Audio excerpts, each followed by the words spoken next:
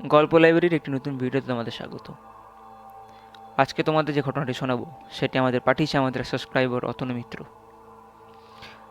আশা করছি তোমাদের গল্পটি ভালো লাগবে। আমি যখন ঘটনাটি শুনছিলাম আমার নিজেরও গায়ে কাঁটা দিয়ে দিয়েছিল, বলতে গেলে যে অতনু যেভাবে লিখেছে খুবই ভালো লিখেছে।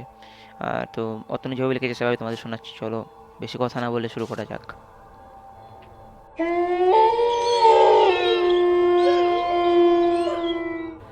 আমি কলকাতার একটি আইটি কোম্পানিতে চাকরি করি। নর্মাল 10টা-5টার চাকরি, খুব কমই ওভারটাইম করি বললেই চলে। ঘটনাটি কয়েক বছর আগেকার। আমার কাজ শেষ করতে করতে রাত হয়ে যায়। আমি একেবারে ডিনার শেষ করে বাড়ি ফেরার প্ল্যান করি। ব্যাচেলার ছেলে, তাই রান্নাও নিজেকেই করতে হয়। এত রাতে আর রান্নার ঝামেলা কে করবে, তাই বাইরে থেকেই খেয়ে নেওয়ার প্ল্যান করি। বাইরে থেকে খেতে খেতে প্রায় রাত 1:30 বেজে যায়।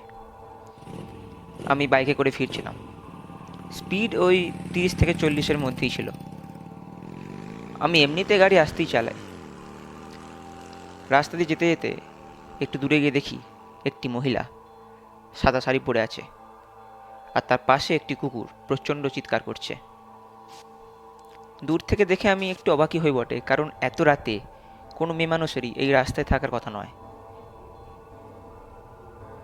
একটু কাছে গিয়ে যখন আমার বাইকের হেডলাইটটা আপার করলাম, তখন যা দেখলাম সেটা দেখা মাত্রই আমি আমার গাড়ির স্পিড 40 থেকে সোজা 80 করে তুলি এবং বাইকটা টানতে শুরু করি। আমি দেখি যে মেয়েটি দাঁড়িয়েছিল, ওর মুখটা কেমন যেন ফ্যাকাশে পাড়া, আর চোখ দুটো পুরো লাল, যেন রক্ত ঝরছে, আর আমার দিকে তাকিয়ে কেমন পারা যেন হাসছে। আমি নিজেকে কোনো রকমে সামলে গাড়ি চালিয়ে বাড়ি যাই। বাড়িতে গিয়ে আমি দেখি ঘড়ির কাঁটায় তখন 2:30।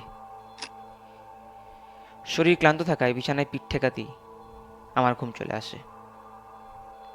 খানিকক্ষণ পর আমার ঘুম ভাঙে এক বিকট শব্দে। ঘুম থেকে উঠে দেখি শব্দটা কুকুরের। রাত তখন 3টে কি 3:15। আমি প্যান্টের পকেট থেকে একটা সিগারেটের বক্স বের করে একটা সিগারেট খাই ব্যালকনিতে গিয়ে। ব্যালকনিতে গিয়ে দেখি দুটো কুকুর কার দিকে যেন তাকিয়ে চিৎকার করছে। ভালো করে লক্ষ্য করতে গিয়ে দেখলাম এটি সেই মহিলা যাকে আমি রাস্তায় দেখেছিলাম। আমার দিকে তাকিয়ে সেই একই রকমভাবে হাসছে। আমার হাত পা ঠান্ডা হয়ে যায়। প্রায় 10 সেকেন্ড ধরে আমি এদিক ওদিক খুঁজি, পাই না।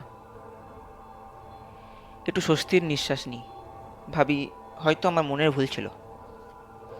এসব ভাবতে ভাবতে হঠাৎ আমার কানের পাশে একটা ঠান্ডা বাতাস অনুভব করি।